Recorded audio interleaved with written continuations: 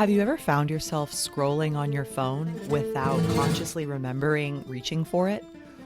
Or have you noticed what happens when your phone pings in the other room and suddenly there's a part of your mind that's already there, wondering what it might be for? In these moments, your brain is being manipulated. Today we're talking about dopamine, the brain's motivation and reward chemical, and how it's been hijacked by the boys up in Silicon Valley. The same ancient system that once helped human beings survive an uncertain world is now being exploited by apps, algorithms, and endless novelty, keeping us in a constant state of wanting, but not necessarily enjoying. In this episode, we'll break down what dopamine actually does, why screens are so effective at capturing your attention, and how reclaiming your focus might be one of the most radical things you can do in the modern world. Let's start with biology. The main functional cells in your brain are called neurons, and there are gaps between these cells called synapses. Neurons communicate with each other at the gaps, the synapses, via electrical signals and neurotransmitters. It's kind of like a pitcher and a catcher playing baseball. The neurons are the two people throwing the ball back and forth, and the neurotransmitters are the baseball. It's launching from person to person, traveling through space. Dopamine is one of these messengers. It's the baseball connecting the different neurons in your brain, facilitating communication. Dopamine plays a really central role in the brain's reward system. It shapes your motivation, your pleasure, learning, and survival instincts, especially instincts like eating, exercising, and connecting with others, things that are integral to our continued survival on planet Earth. Dopamine is essential for life. In fact, if you were to remove dopamine, you'd be in a really bad position. In one seminal experiment, mice were genetically engineered to be incapable of producing dopamine.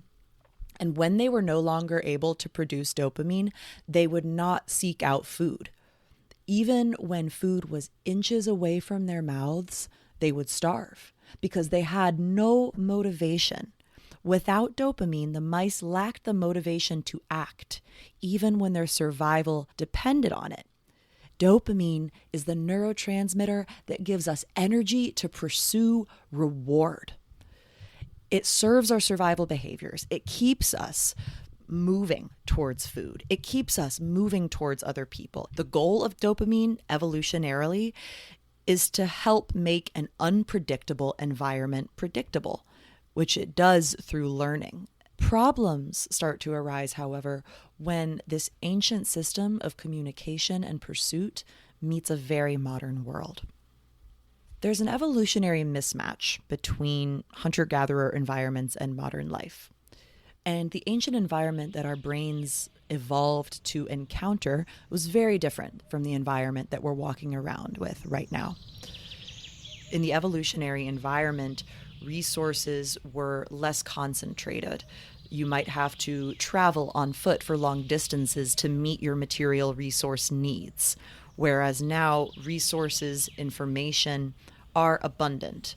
Similarly, the rewards in the ancient environment were subtle and slow. You might get a little small joy from finding a good juicy berry, or you might find reward from successfully creating a garment out of some animal skins that you've sewn very slowly with a bone needle that you had to fashion yourself. That's very different from the ultra-stimulating rewards that we have now. The ultra-stimulating food, phones, television, processed meals that give a big jolt to our system. And similarly, the ancient environment had very immediate threats. Our brain system and our larger stress response systems are built for immediate threat, like a saber-toothed tiger jumping at you. It's not really built for delayed response threats, the chronic stress that goes with modern life, the persistent doom and gloom of threat, even when you are in physical safety. And there's a lot of research, particularly in chronic stress and chronic disease and chronic inflammation, about this mismatch, about how our bodies, our ancient bodies, are coping with the chronic stressors of a modern world. Dopamine, as beautiful, wonderful as it is also central to the phenomenon of addiction. And this can be addiction to anything: addiction to screens, addiction to drugs, addiction to gambling, exercise, shopping, any behavior. In fact, scientists often measure the addictive potential of a substance by how much and how quickly it releases dopamine in the brain's reward pathways. So if a substance really actively triggers the dopamine pathway in our brain, like a slot machine in a casino, it is considered highly addictive. Social media is an example of this. Social media is especially effective at exploiting the brain's reward prediction system. So just like a slot machine, your body responds more addictively when rewards are unpredictable.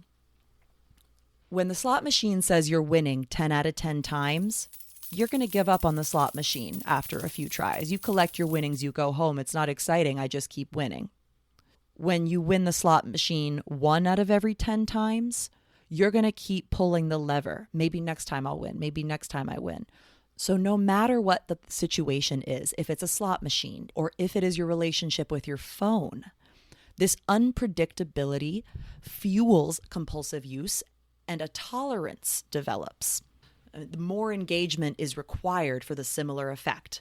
For example, you might be doom scrolling and you don't know when something actually funny is going to cross your path. You know, it might be that the first 9 memes were not that good, but that 10th meme had you actually rolling on the floor like gassed, so funny.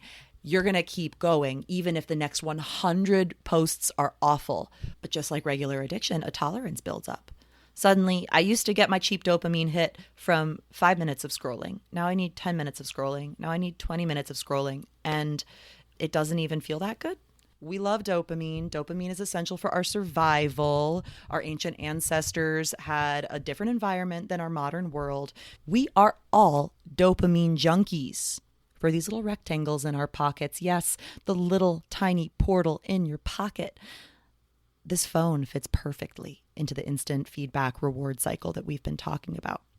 The average American checks their phone an average of 85 times per day. And some estimates for some studies go as high as 200 interactions per day. There was a brain imaging study done in 2021, and it looked at adults and their smartphone use as well as their dopamine capacity in their brain. And the study found that users that used their phones more for social media and used more social media per week had a reduced ability to synthesize or create dopamine in their brain. So the more people used their phones, the less dopamine their brains produced on their own. The thing about understanding this reward pathway of addiction is that this reward cycle, they don't have to be positive. They just have to be interesting. They can be negative, they can be positive, they can be neutral. Your brain will still get triggered. Your brain will release dopamine for any kind of reward impact. That's why it releases for drugs. It'll release for overeating, for scrolling, for gossiping, for swearing, for calling your ex, for vaping, for rage bait. And much of the news works this way. If you're consuming rage bait, it might be negative, but it's stimulating. You're getting a dopamine hit from it. Now you might be wondering, like, what makes the dopamine from my phone not healthy? Like, why is this phone not an immersive thing? Most of the time, we are using our phones in a passive way. We're passively receiving stimuli, just moving the little thumb, scroll, scroll, scroll. And there's a lack of effort there. We'll go into this later in the episode, but when there is a lack of effort towards an activity, it's isolating dopamine. So dopamine gets released alone. And just like in our real world, everything is done better together rather than in isolation. We don't want our dopamine to act in isolation. That's when things get addictive. Things are healthy when dopamine releases in concert with its friends, serotonin and acetylcholine, other neurotransmitters associated with pleasure. In contrast, the dopamine cascade released by the phone puts us in a state of wanting. And this is really important to discern. Serotonin is in charge of liking. Dopamine is in charge of wanting. So when you're getting a cheap dopamine hit from a scroll, from the light of your screen giving you information, that novel information gives you a hit of dopamine because your brain processes it as, oh, it's good that I get new information about my surroundings. That helps me survive in this vast, unknowable world. But you're not experiencing pleasure. You're experiencing craving. When the brain is repeatedly flooded with dopamine like this, especially from the overstimulation from screens, it adapts in two ways. Number one, it downregulates dopamine receptors, meaning it closes the doors that would receive the dopamine so that you're not taking in the dopamine that was sent from the other neurons. And second, it produces less dopamine. But oh no, if all these things happen, as a result, the activities that once brought pleasure and once worked to bring you dopamine suddenly begin to feel muted or less satisfying. And suddenly those memes you found so funny a few years ago, you revisit and you just need it to be weirder and more off the cuff and just more bizarre to get you to laugh. So if you've ever wondered why nothing feels satisfying anymore, it's not because you're getting old or jaded or anything like that. It's because your biochemistry is being manipulated by the cell phone in your pocket. This is why. Which brings me to the bozos up in Silicon Valley. There's a term called the attention economy. This was coined a few decades ago by economist Herbert Simon, who is quoted as saying, "A wealth of information creates a poverty of attention." And that's exactly what happens here in our modern world. This economic theory of the attention economy in the information age posits that because information is abundant, human attention is the limiting scarce resource. So in a world where information is everywhere, the thing that is scarce is your awareness. Your awareness then becomes a commodifiable thing of value. Number two, it posits that there is a goal for platforms to compete for users' eyes and ears to sell to advertisers. Yeah, this is how a lot of companies make their money. They got advertisement. We want eyeballs on ads. And number three, we have a mechanism that algorithms use to analyze user behavior. Our phone is collecting information like how many people clicked on an email and opened it, how long somebody stayed on a video, how long somebody stayed scrolling on an app. And the algorithms feed personalized content that encourages endless and addictive scrolling. So within this framework, we come to understand attention as a form of capital. Content that captures one's attention by any means necessary is prioritized. Yes, your attention is valuable. Your attention has been commodified. And this has really brought me to consider how training our awareness can become an act of resistance and can become a training ground for revolution. For those that don't know, in my day-to-day life, aside from being a scientist working within integrative medicine, I'm also a yoga instructor.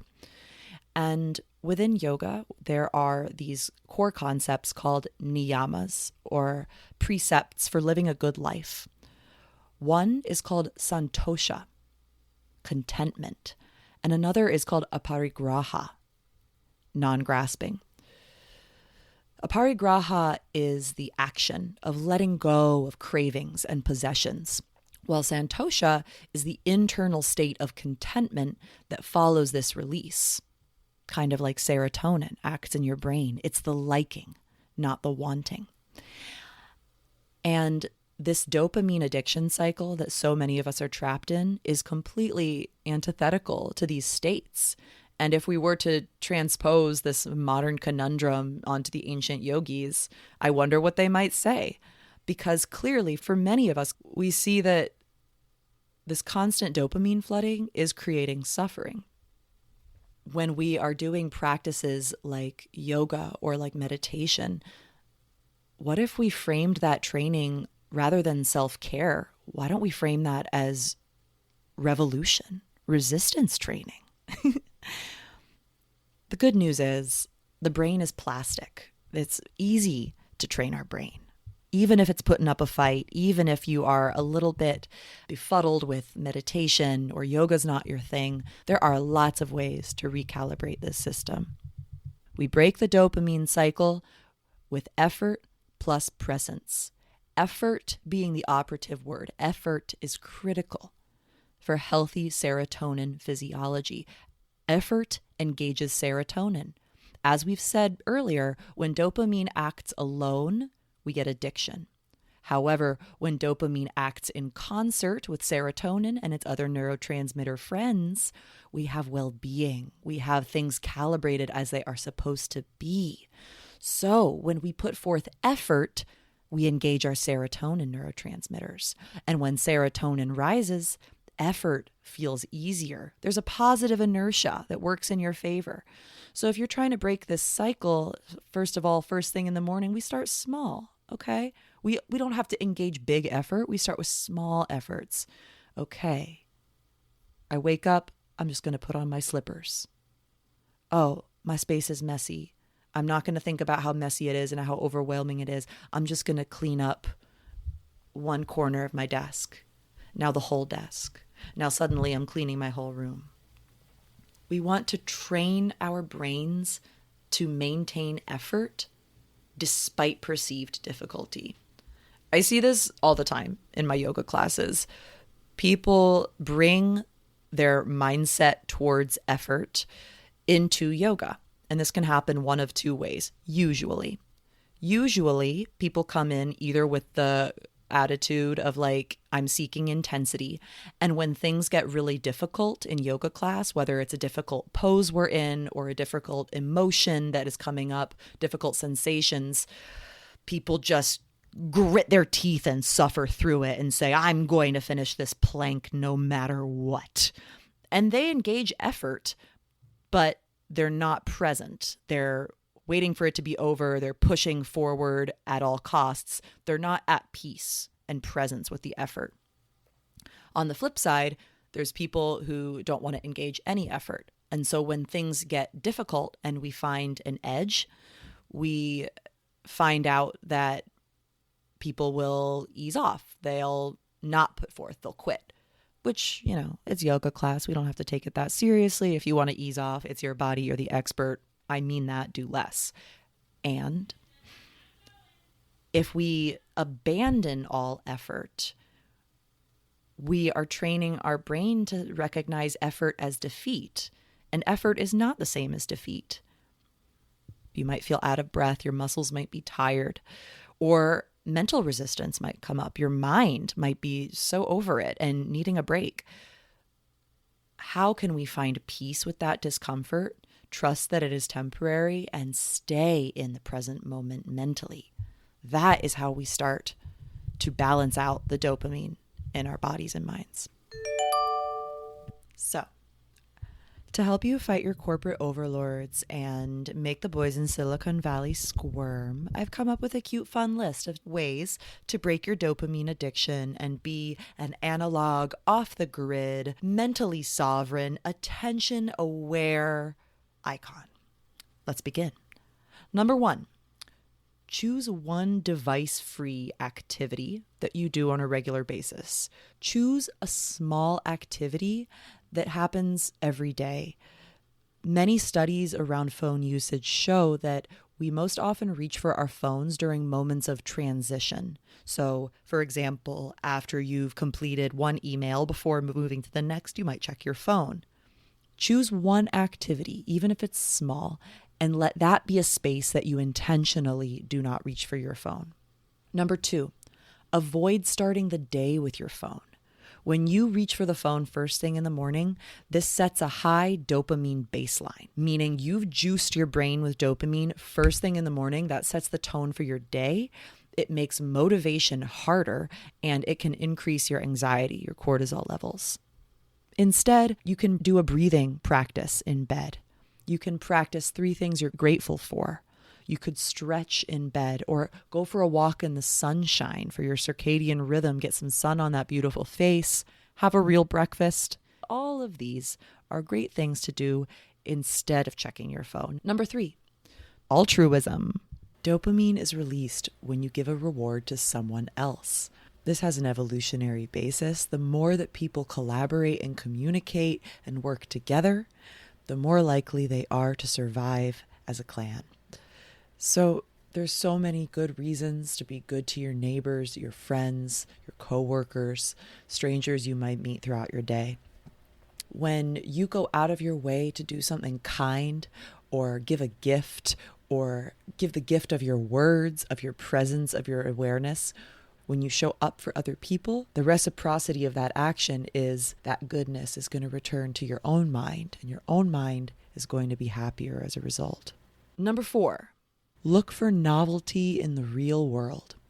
As we've discussed during this episode, dopamine thrives on novelty. It's why it's so enamored with the novelty of the scroll, never knowing what might be next up on the feed. But you can cultivate this in a healthy and balanced way in your real life.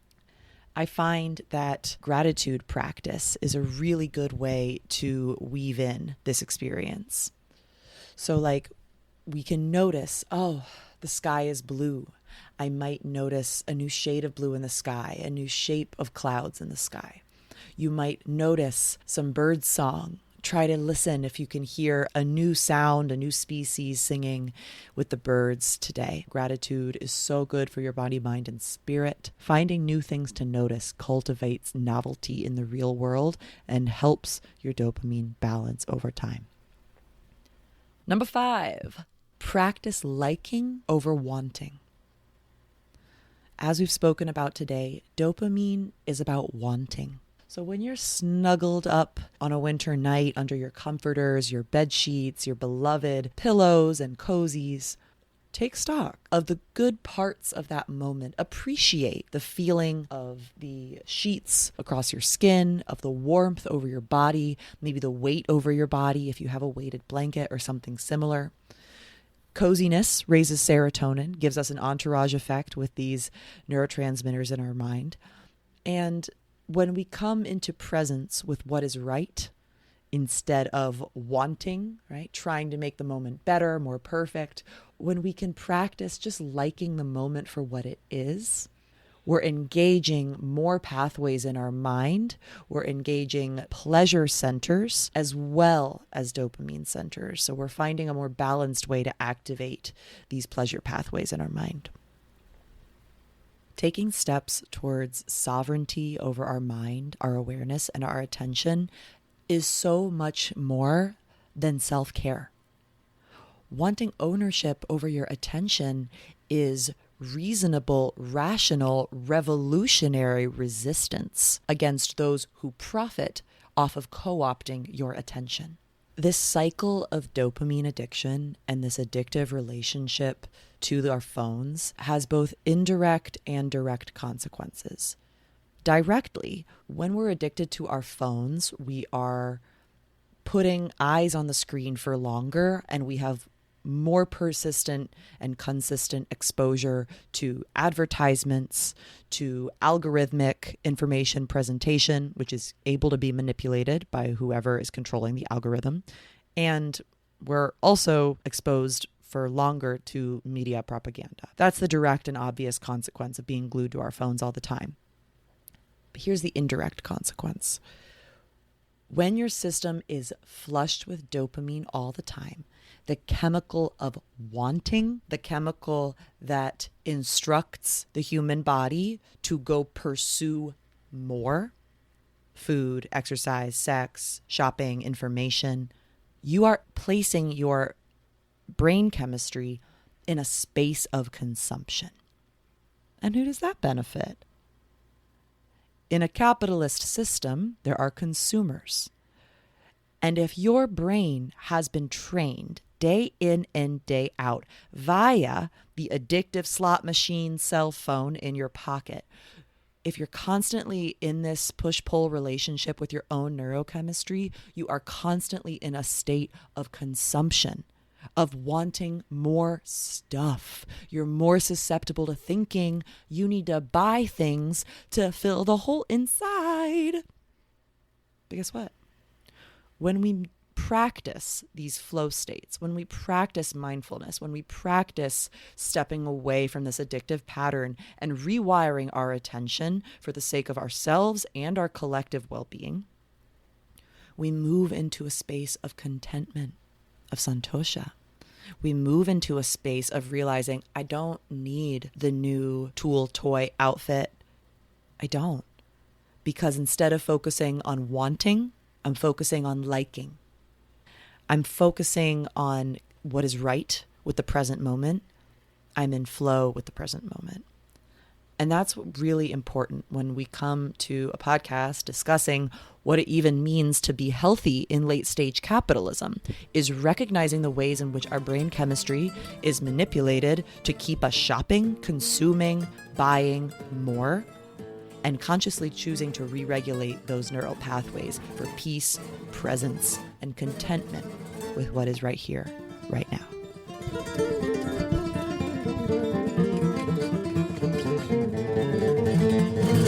Thank you for listening today. I hope you enjoyed this episode. If you did, like, subscribe, please leave me a comment. I would love to hear your thoughts as we embark deeper on this project of root shock.